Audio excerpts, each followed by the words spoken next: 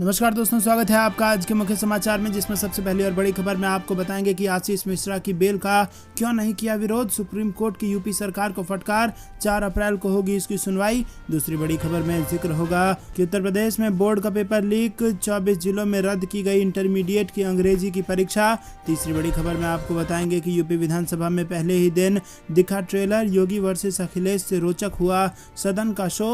चौथी बड़ी खबर में जिक्र होगा कि पेट्रोल की कीमतों से कंपनियों के बिकने तक राहुल गांधी ने डेली टू डू लिस्ट जारी कर पीएम मोदी पर साधा निशाना। और पांचवी बड़ी खबर में आपको बताएंगे कि केंद्र सरकार बोली कि राष्ट्रीय जांच एजेंसी ने पिछले 5 वर्षों में 277 मामले दर्ज किए हैं। क्या है मामला, जरूर आपको बताएंगे दोस्तों। लेकिन उससे पहले अगर आपको भी ऐसा लगता है कि 2024 के लोकसभा चुनाव के लिए भाजपा को बड़ा नुकसान होने जा रहा है तो वीडियो लाइक करके समर्थन दर्ज कराइए। चैनल पर नए हैं तो लाल बटन को दबा के चैनल को सब्सक्राइब कीजिए और घंटी बजाकर कमेंट में लिखिए जय हिंद। दोस्तों रुक करते हैं सबसे पहली और बड़ी खबर की तरफ। आशीष मिश्रा की बेल का क्यों नहीं किया विरोध। सुप्रीम कोर्ट में यूपी सरकार को फटकार और 4 अप्रैल को होगी सुनवाई। जी हां दोस्तों, लखीमपुर खीरी कांड के आरोपी आशीष मिश्रा की बेल पर तलवार लटकी दिख रही है और किसान आंदोलन के दौरान लोगों पर कार चढ़ाने के आरोपी आशीष मिश्रा की बेल कैंसिल करने को दायर याचिका पर सुप्रीम कोर्ट ने 4 अप्रैल को सुनवाई का फैसला लिया है। और बीते साल 3 अक्टूबर को लखीमपुर खीरी में ये घटना हुई थी। अदालत ने बुधवार को कहा कि उसकी ओर से गठित की गई कमेटी ने भी आशीष मिश्रा को बेल को कैंसिल करने की सिफारिश की है। रुक करते हैं अगली बड़ी खबर की तरफ। यूपी बोर्ड का पेपर लीक, 24 जिलों में रद्द की गई इंटरमीडिएट की अंग्रेजी की परीक्षा। जी हां दोस्तों, उत्तर प्रदेश बोर्ड को परीक्षा में पेपर लीक का मामला सामने आया है और बुधवार को दोपहर 2 बजे से इंटरमीडिएट की अंग्रेजी विषय की परीक्षा होनी थी। और इससे पहले ही पेपर लीक होने की वजह से प्रदेश के 24 जिलों में परीक्षा रद्द कर दी गई। इसमें आगरा, मैनपुरी, मथुरा, अलीगढ़, गाजियाबाद, बागपत, बदायूं, शाहजहांपुर, उन्नाव, सीतापुर, ललितपुर समेत कई सारे डिस्ट्रिक्ट शामिल हैं जहां पर परीक्षा रद्द कर दी गई है। माध्यमिक शिक्षा परिषद के सभापति विनय कुमार पांडे ने जानकारी देते हुए बताया कि बलिया जिले में 30 मार्च 2022 यानी कि बुधवार को दूसरी पाली की इंटरमीडिएट परीक्षा के अंग्रेजी का पेपर लीक हो गया है।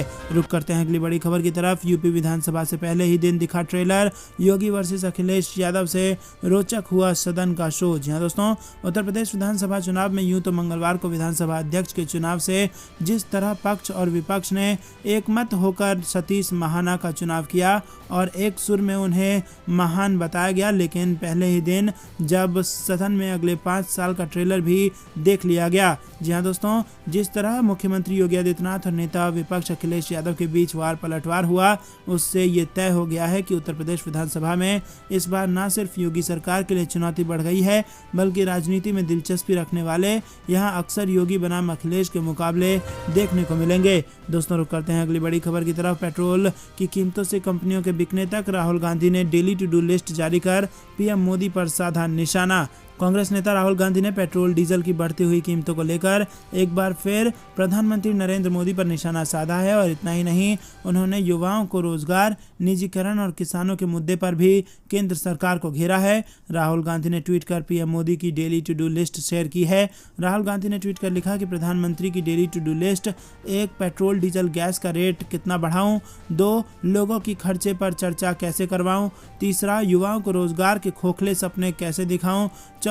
आज किस सरकारी कंपनी को बेच दूं। और 5वां, किसानों को और लाचार कैसे करूं। इतना ही नहीं, राहुल गांधी ने हैशटैग रोज सुबह की बात भी लिखा है। तो दोस्तों, यहां पर राहुल गांधी ने डेली टू डू लिस्ट जारी करके पीएम मोदी को घेरने की कोशिश की है। रुक करते हैं अगली बड़ी खबर की तरफ। केंद्रीय मंत्री बोले, राष्ट्रीय जांच एजेंसी ने पिछले 5 सालों में 227 मामले किए दर्ज। जहां दोस्तों, संसद के बजट सत्र के दूसरे दिन का चरण आज 11वां दिन है और महंगाई के मुद्दे पर राज्यसभा और लोकसभा में फिर हंगामा होने के आसार हैं। विपक्ष केंद्र सरकार से ईंधन की कीमतों में बढ़ोतरी को वापस लेने की मांग कर रहा है। साथ ही इस मुद्दे पर पीएम मोदी से बयान देने के लिए भी क्या कहा गया है। दोस्तों रुक करते हैं अगली बड़ी खबर की तरफ। यूक्रेन रूस संकट पर भारत के रुख को लेकर शशि थरूर का बड़ा बयान, कहा हम मुश्किल स्थिति में। जी हां दोस्तों, आपको बता दें कि रूस और यूक्रेन के बीच पिछले 45 दिनों से युद्ध जारी है और इस बीच कांग्रेस के वरिष्ठ नेता और लोकसभा सदस्य शशि थरूर ने कहा कि यूक्रेन रूस संघर्ष पर भारत अपने कूटनीतिक रुख पर बातचीत करने में बहुत जटिल और चुनौतीपूर्ण दौर से गुजर रहा है। उन्होंने कहा कि अन्य देशों के साथ उसके कई हितों के कारण वो एक तरह से मुश्किल स्थिति में है, जिसमें छोटी सी गलती के भी बहुत बुरे परिणाम हो सकते हैं। दोस्तों रुक करते हैं अगली बड़ी खबर की तरफ। वरुण गांधी और संजय राउत की मुलाकात, 3 घंटे तक हुई बात, लगने लगे इसको लेकर कयास। जी हां दोस्तों, शिवसेना के नेता और राज्यसभा सांसद संजय राउत ने भाजपा से नाराज चल रहे वरुण गांधी से मुलाकात की है। दोनों नेताओं के बीच मंगलवार को मुलाकात हुई, जो करीब 3 घंटे तक चली। रिपोर्ट्स के मुताबिक वरुण गांधी को संजय राउत ने अपने दिल्ली स्थित घर पर डिनर के लिए आमंत्रित किया था। इसी दौरान दोनों की मुलाकात हुई और 3 घंटे तक बातचीत हुई। दोनों नेताओं के बीच क्या बातचीत हुई ये सामने नहीं आया है, लेकिन कयासों का दौर तेज हो गया है और इसकी वजह यह है कि वरुण गांधी लंबे समय से भाजपा से नाराज चल रहे हैं और पार्टी भी उन्हें साइडलाइन करती दिख रही है। रुक करते हैं अगली बड़ी खबर की तरफ। विधानसभा में बीजेपी विधायक ने अपने ही मंत्री की बोलती कर दी बंद। जी हां दोस्तों, बिहार से बड़ी खबर आ रही है। बिहार विधानसभा का बजट सत्र शुरू हो चुका है। बुधवार को बजट सत्र के दौरान सवाल जवाब का दौर चला और इस दौरान एक दिलचस्प वाकया सामने आया। बीजेपी विधायक ने अपनी पार्टी के कोटे के प्रभारी श्रम मंत्री से ऐसा सवाल पूछा कि उनकी सदन में बोलती बंद हो गई। विधानसभा अध्यक्ष विजय सिन्हा ने भी इस मामले में हस्तक्षेप करते हुए टिप्पणी की।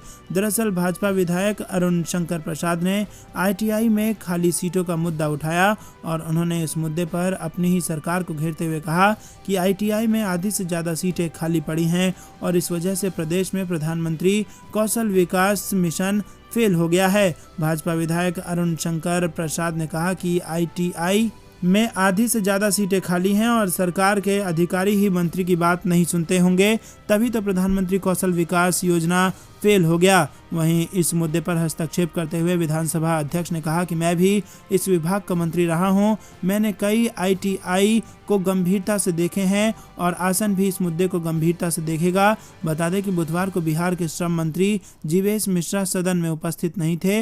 उनके स्थान पर प्रभारी श्रम मंत्री नितिन नवीन सवालों के जवाब दे रहे थे।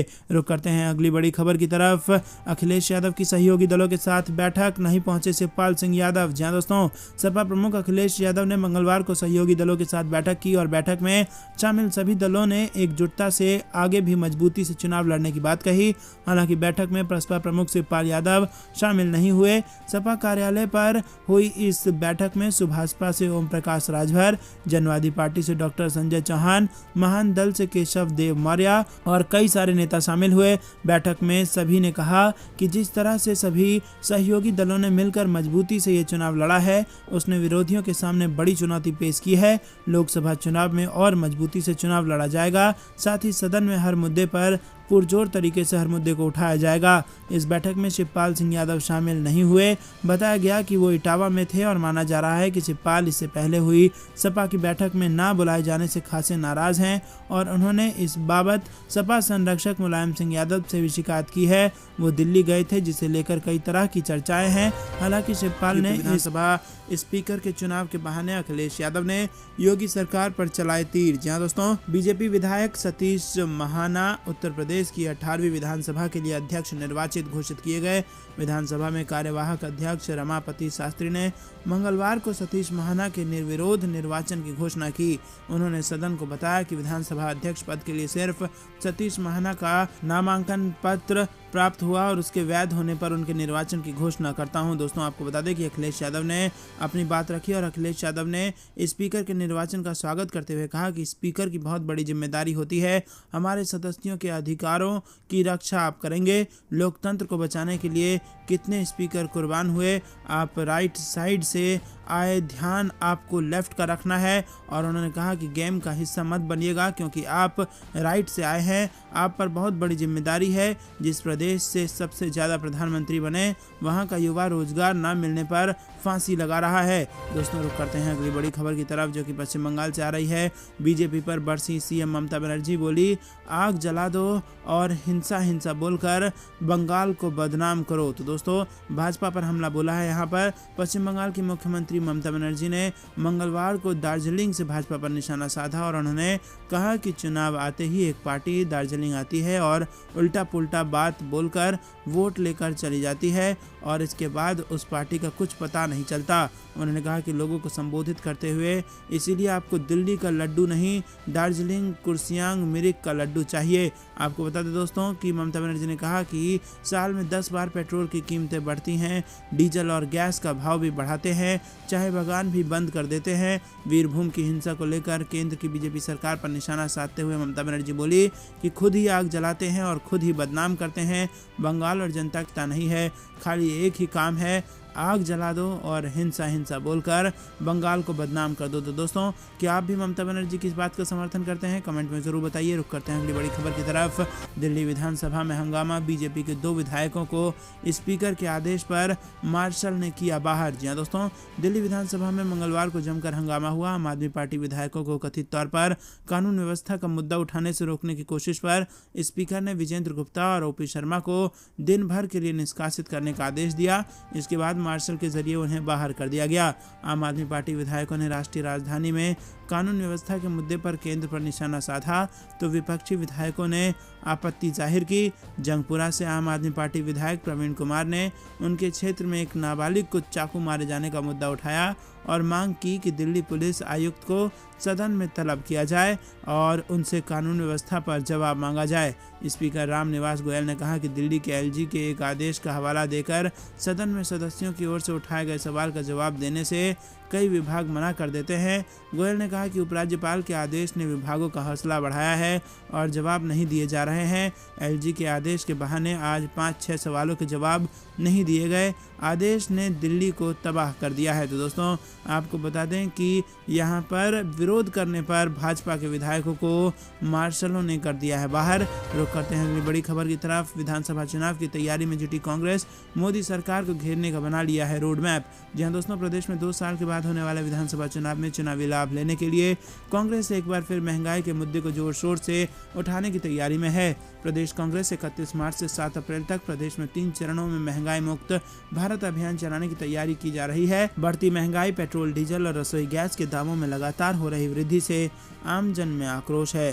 प्रदेश कांग्रेस की ओर से महंगाई के खिलाफ 31 मार्च से 7 अप्रैल तक होने वाले विरोध प्रदर्शन को लेकर एक रोड मैप भी जारी किया गया है, जिसके मुताबिक 31 मार्च को सुबह 11 बजे तमाम कांग्रेस कार्यकर्ता अपने अपने ब्लॉक में घरों के बाहर या सार्वजनिक स्थानों पर गैस सिलेंडर, स्कूटर, मोटरसाइकिल या फिर पेट्रोल डीजल के खाली कनस्तर पर फूल माला चढ़ाकर बढ़ती महंगाई का विरोध कर जनता की पीड़ा को केंद्र सरकार तक पहुंचाएंगे।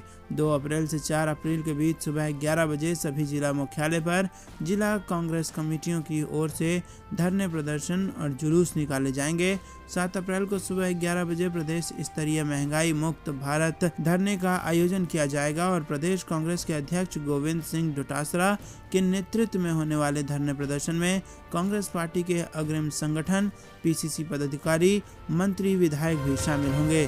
दोस्तों, रुक करते हैं अगली बड़ी खबर की तरफ, जिसमें आपको बता दें कि सिलेंडर से की रोटी फिर पूछा कहां है स्मृति ईरानी। देश भर में तेल और गैस की बढ़ती कीमतों के खिलाफ कांग्रेस की युवा इकाई ने पेट्रोलियम मंत्रालय के पास प्रदर्शन किया और इस दौरान भारतीय युवा कांग्रेस की कई महिला कार्यकर्ताओं ने सड़क पर चूल्हा रखकर रोटियां सेंकी और अपना विरोध दर्ज कराया।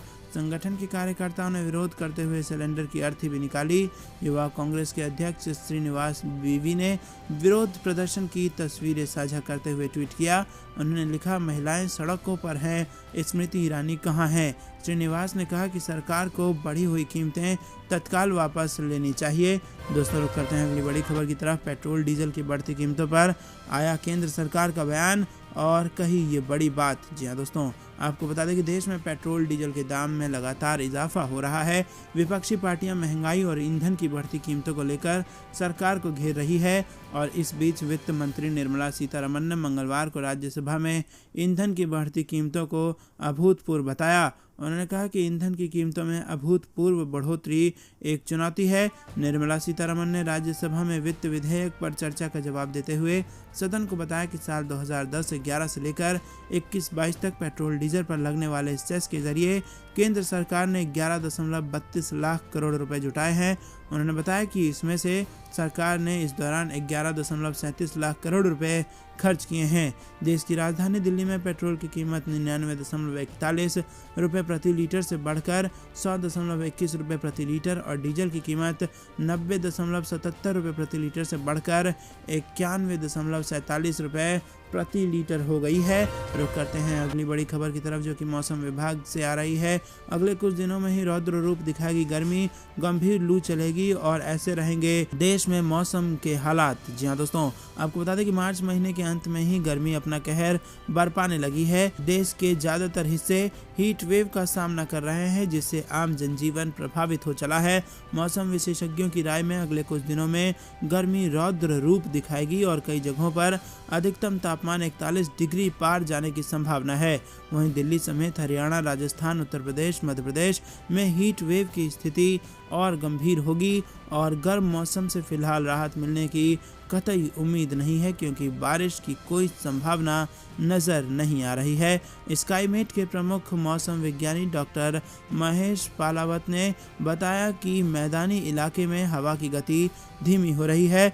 तापमान में वृद्धि होगी, जिससे दक्षिण हरियाणा, दिल्ली के कुछ हिस्सों और उत्तर राजस्थान में हीट वेव होगी। दोस्तों रुक करते हैं अगली बड़ी खबर की तरफ। आशीष मिश्रा की बेल का किया था पुरजोर विरोध, सुप्रीम कोर्ट में बोली योगी आदित्यनाथ सरकार। जी हाँ दोस्तों, उत्तर प्रदेश सरकार की ओर से लखीमपुर खीरी में किसानों को कार से कुचलने के आरोपी आशीष मिश्रा की बेल अर्जी का पुरजोर विरोध किया गया था। सुप्रीम कोर्ट के नोटिस के जवाब में उत्तर प्रदेश सरकार ने बात कही। मृतक किसानों के परिजनों की ओर से सुप्रीम कोर्ट में अर्जी दायर कर आशीष मिश्रा की बेल का विरोध किया गया है। इस पर अदालत ने यूपी सरकार को नोटिस जारी किया था और इसके जवाब में यूपी सरकार ने ये बात कही है। इसके अलावा यूपी सरकार ने किसानों के परिजनों के उन आरोपों को भी खारिज किया कि वीआईपी लोगों को जाने दिया गया और गवाहों की सुरक्षा नहीं की गई। किसानों के परिजनों की अर्जी के जवाब में उत्तर प्रदेश सरकार ने जवाब दिया है। यूपी सरकार ने कहा कि ये आरोप कि यूपी सरकार ने इलाहाबाद हाई कोर्ट में आशीष मिश्रा की बेल का विरोध नहीं किया था, ये पूरी तरह से गलत है। यूपी सरकार की ओर से उनकी बेल अर्जी का पुरजोर विरोध किया गया था और इसके अलावा लखीमपुर खीरी कांड के एक गवाह पर हमला होने के आरोपों को भी सरकार ने खारिज किया है। यूपी सरकार ने कहा कि गवाह पर हमला किसी साजिश के तहत नहीं हुआ था, बल्कि आपसी रंजिश के चलते वो घटना हुई थी। तेल के बढ़ते दाम को लेकर स्वामी प्रसाद मौर्य ने किया बीजेपी का घेराव, 2020 के रेट शेयर करके किया बड़ा खुलासा। जी हां दोस्तों, यूपी समेत 5 राज्यों में विधानसभा चुनाव 2022 के ऐलान से लेकर संपन्न होने तक पेट्रोल डीजल के दामों में कोई वृद्धि दर्ज नहीं की गई, जिसे देख आम जनता कयास लगाने लगी कि कहीं ऐसा ना हो कि चुनाव संपन्न होते ही दाम में भी वृद्धि का सिलसिला शुरू हो जाए। और हुआ भी कुछ ऐसा ही। 22 मार्च से शुरू हुई वृद्धि बिना किसी रुकावट के लगातार जारी है और इसे लेकर अब सपा नेता और पूर्व मंत्री स्वामी प्रसाद मौर्य ने बीजेपी पर निशाना साध दिया है। स्वामी प्रसाद मौर्य ने ट्वीट कर 2022 और 24 में की कीमतों का एक डाटा शेयर किया है, जिसमें दर्शाया गया है कि 20 मार्च 2022 को जहां पेट्रोल के दाम 69 रुपये 59 पैसा था, तो वहीं डीजल का दाम 62 रुपये 29 पैसा प्रति लीटर था, जो कि 28 मार्च 2024 आते आते 100 के करीब पहुंच गया है। रुक करते हैं अगली बड़ी खबर की तरफ। सपा ने गड़ाई दलित वोट पर निगाहें और सदन में दिखी इसकी झलक। जी हां दोस्तों, यूपी का विधानसभा चुनाव बीत जाने के बाद अब सपा ने 2024 के लिए दलित वोटों पर निगाहें गड़ानी अभी से शुरू कर दी है, जिसकी झलक 28 मार्च को विधायकों की शपथ ग्रहण में देखने को मिली। सपा प्रमुख अखिलेश यादव ने 28 मार्च को शपथ ली और इस दौरान उनके साथ कुछ विधायकों ने भी शपथ ली और जय भीम जय समाजवाद का नारा दिया। उन्होंने संदेश देने की कोशिश की कि वो 2024 को इस वोट बैंक को अपना बनाने के लिए काम करेंगे। रुक करते हैं अगली बड़ी खबर की तरफ। एकजुट हो जाओ, ममता बनर्जी ने गैर भाजपा मुख्यमंत्रियों को लिखा खत, कहा एजेंसियों को लगाया गया है पीछे। जी हां दोस्तों, पश्चिम बंगाल की मुख्यमंत्री ममता बनर्जी ने केंद्र सरकार पर केंद्रीय एजेंसियों का गलत इस्तेमाल करने का आरोप लगाया है। साथ ही उन्होंने गैर भाजपाई नेताओं से एकजुट होने की भी अपील की है। खबर है कि उन्होंने भारतीय जनता पार्टी के खिलाफ खड़े होने के लिए कई राज्यों के मुख्यमंत्रियों को पत्र लिखा है और इसके अलावा उन्होंने एजेंसियों की कार्रवाई को लेकर बैठक भी बुलाई है।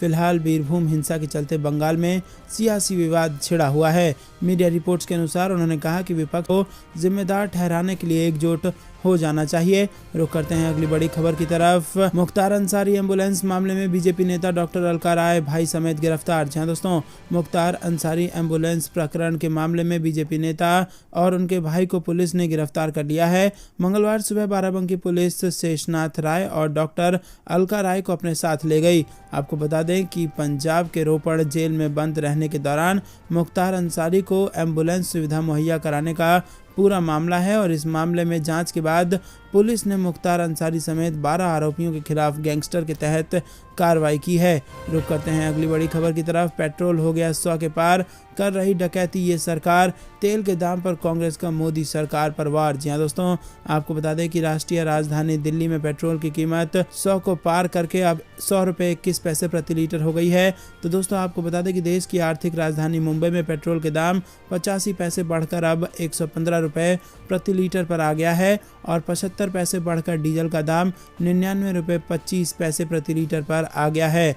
यूक्रेन और रूस युद्ध का असर कच्चे तेल के दाम पर देखा जा रहा है और ये लगातार बढ़ती जा रही कीमत लोगों को परेशान कर रही है। लेकिन दोस्तों, आपको बता दें कि इसी बीच कांग्रेस पार्टी ने भाजपा पर जमकर हमला बोला। कांग्रेस ने पेट्रोल डीजल की कीमतों में बढ़ोतरी को लेकर मोदी सरकार पर निशाना साधा और कहा कि मोदी सरकार डकैती कर रही है। कांग्रेस ने इसे लेकर ट्वीट भी किया जिसमें लिखा है कि पेट्रोल हो गया 100 के पार, कर रही डकैती ये सरकार। तो दोस्तों, आपको क्या कुछ लगता है कमेंट में बताइए। वीडियो लाइक नहीं किया तो दोस्तों, ये थी दिन में कुछ बेहतरीन और बड़ी खबरें। तक बने रहने के लिए बहुत बहुत धन्यवाद। देख रहे थे आपका अपना चैनल जय हिंद जय भारत।